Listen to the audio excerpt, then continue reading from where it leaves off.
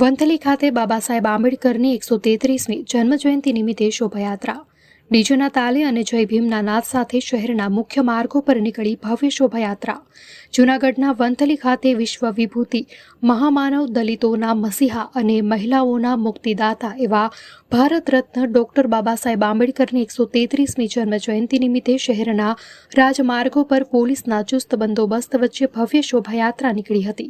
એ દરમિયાન વંથલી શહેરની મુખ્ય બજારો જય ભીમના નાદથી ગુંજી ઉઠી હતી।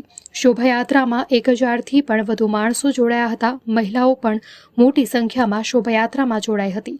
દલિત સમાજ વંથલી ખાતેથી નીકળેલી શોભાયાત્રા આઝાદ ચોક મેમણ પ્લાઝા ચોકથી આંબેડકર ચોક ખાતે પહોંચી હતી અને આંબેડકરના સ્ટેચ્યુને ફૂલહાર કરવામાં આવ્યા હતા। અહેવાલ રહીમ કારવાત, લોકાર્પણ।